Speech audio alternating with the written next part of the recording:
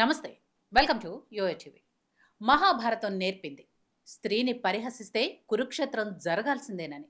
మహాభారతం చెప్పింది మంచితనంతో చెడ్డవాళ్లను వదిలిపెట్టడం మహా పాపమని. గీతలో గోవిందుడు చెప్పాడు దుష్ట శిక్షణ తప్పేమీ కాదని. చెడుపై మంచి తీర్చుకునే ప్రతీకారం కూడా పరమసోపానమే. అందుకే ఇప్పుడు మన భారత్ చేస్తున్నది ఒట్టి యుద్ధం కాదు, ధర్మయుద్ధం. సహనాన్ని పరీక్షిస్తే ఎలా ఉంటుందో చెప్పటమే ధర్మాగ్రహం. ఇండియా చేస్తుంది ధర్మయుద్ధం కాబట్టే ప్రపంచమంతా మన వెంట ఉంది. సహనం ఉండాలి, కానీ అది ఎంతవరకు? నవవధువుల సింధూరాన్ని తుడిచినా సరే చేతులు కట్టుకొని కూర్చోవాలా? అలాంటి సహనం, ఓపిక భారత్కు లేవు. వీరుల రక్తంతోనే వీర తిలకం దిద్దాలనుకుంది, అదే చేస్తోంది. శిశుపాలుడు 99 తప్పులను చేసినా క్షమించాడు శ్రీకృష్ణుడు. సహనం చూపి సమయం కోసం ఎదురుచూశాడు. అదే ద్రౌపదికి ఆపద వస్తే ఒక్క పిలుపుతో ప్రత్యక్షమయ్యాడు.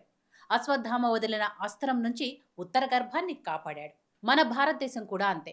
మన ఆడపడుచులు కన్నీరు కార్పించిన వాణ్ణి వదిలేది లేదు. భారత్ ఇప్పుడు అదే చేస్తోంది.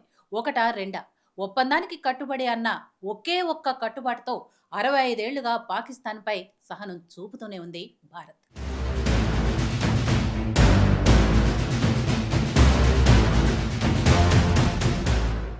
అదే ఆసరాగా చూపుతూ పాక్ ఎన్నెన్నిసార్లు రెచ్చిపోయిందో. 2001 డిసెంబర్ 13న భారత్ పార్లమెంటు భవనంపై జరిగిన దాడి దేశ చరిత్రలోనే అతిపెద్దది. పాకిస్తాన్కు చెందిన లష్కరే తైవా, జైషే మహమ్మద్ సంస్థలో ఉగ్రవాదులు తెగబడ్డారు. ఆనాడు టెర్రరిస్టులను హతమార్చే క్రమంలో 8 మంది భద్రతా సిబ్బంది చనిపోయారు. బరితెగించిన ఆ 5గురు ఉగ్రవాదుల్ని భద్రతా దళాలు హతమార్చాయి. మరీ ముఖ్యంగా గత 20 ఏళ్లలో ఎన్నెన్నో విధ్వంసాలు. 2008 ముంబై దాడి నుంచి మొన్న జరిగిన పెహల్గాం దాడి వరకు ఎన్నెన్ని విధ్వంసాలు చేశారో. 2008 నవంబర్ 26 నుంచి 29 వరకు ముంబైలో జరిగిన ఉగ్రదాడులు భారత చరిత్రలోనే ఒక భయంకరమైన ఘటన.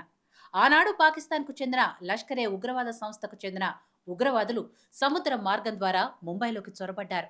తాజ్మహల్ హోటల్, శివాజీ టెర్మినల్స్, ఒక కేఫ్తో పాటు మరో 2 ప్రదేశాల్లో విదేశీ పర్యాటకులపై ఏకకాలంలో విచక్షణ లేకుండా దాడులు చేశారు. 4 రోజుల పాటు జరిగిన ఆ మారణ హోమంలో 175 మంది చనిపోయారు.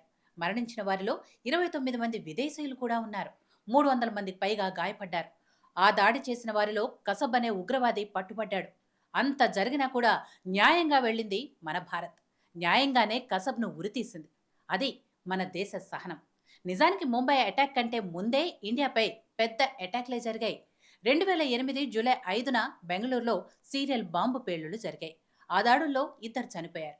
అదే ఏడాది జూలై 26న అహ్మదాబాద్లో 21 బాంబు దాడులు చేసింది. ఏకంగా 56 మంది ప్రాణాలు కోల్పోయారు. 2008లో అంత పెద్ద దాడి జరిగినా పాక్ను వదిలిపెట్టింది భారత్. బహుశా దాన్నే అలసుగా తీసుకుందో ఏమో. ఆ తర్వాత కూడా భారత్పై ఉగ్రదాడులు కొనసాగాయి. 2010 ఫిబ్రవరి 13న పూణేలోని జర్మన్ బేకరీ వద్ద జరిగిన బాంబు దాడిలో 14 మంది మరణించారు. ఆ తర్వాత 2013లో హైదరాబాద్లోని దిల్సుఖ్ నగర్లో 2 బాంబు దాడులు జరిగాయి. ఆ దాడిలో 18 మంది ప్రాణాలు కోల్పోయారు.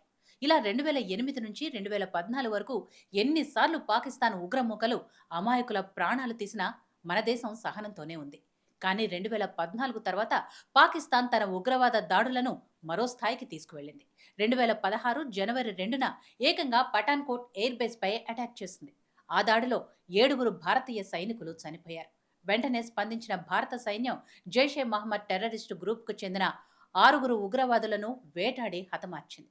అదే ఏడాది సెప్టెంబర్ 18న యురిలోని ఆర్మీ బేస్ పై దాడి జరిగింది. ఆ అటాక్లో 17 మంది సైనికులు వీరమరణం పొందారు. ఇక ఊరుకోలేదు భారత్. అప్పటికే వందలాది మంది ప్రాణాలు బలి తీసుకుంది పాక్. అందుకే ఊరుకోదలుచుకోలేదు.